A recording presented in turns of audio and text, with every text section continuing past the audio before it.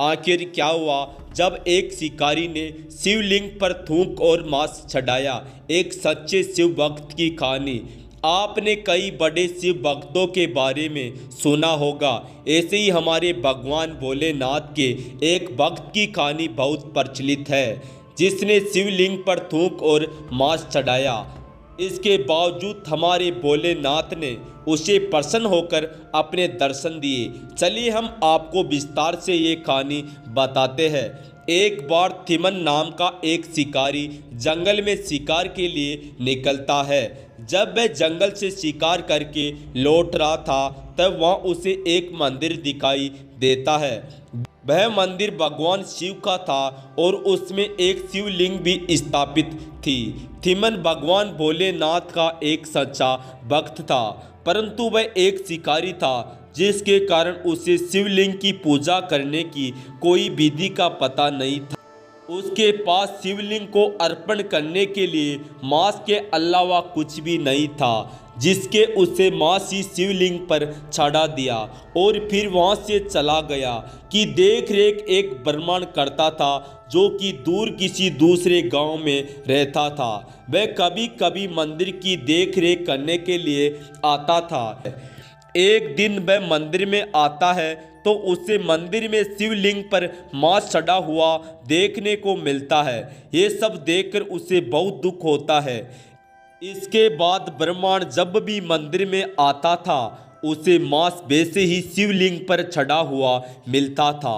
एक बार शिकारी ने मांस के शिवलिंग पर पानी चढ़ाने का सोचा, परंतु उसके पास पानी भरने का कोई साधन न होने के कारण उसने नदी में से मुंह में पानी भरकर शिवलिंग को अर्पण किया।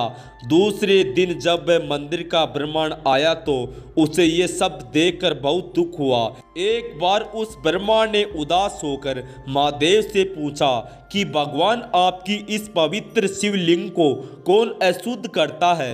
ये जो भी है वह कौन है? आप मुझे बताने में उसे दंडित करूंगा।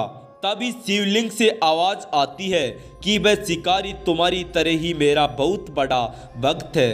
वह खुशी से जो भी चलाता है मैं उसे स्वीकार लेता हूँ। और महादेव ने ये भी कहा, अगर तुम उसकी भक्ति देखना चाहते हो तो 3 झाड़ी के पीछे छुप जाओ।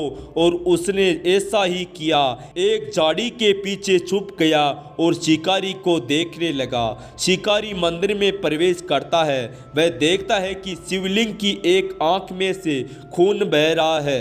ये देखकर वह अपना चाकू निकालता है और अपनी एक आंख चाकू से काटकर शिवलिंग में लगा देता है।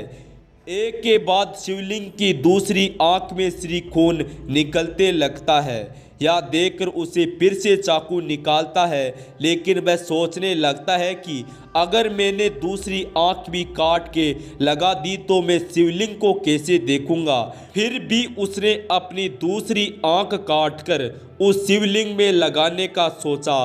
जैसे ही चाकू अपनी आंख की तरफ ले गया, तुरंत भोलेनाथ प्रकट हुए और उसे दर्शन दिए और उसकी आंखें भी उसे वापस लौटा दी। इसके बाद भगवान भोलेनाथ ने उन्हें आशीर्वाद दिया कि संसार के लोग तुम्हें अब कन्नापा नैय्यानार नाम से जानेंगे। ब्राह्मण ये सब देखता रहा और ये सब देखकर उसकी आंखें भर गई।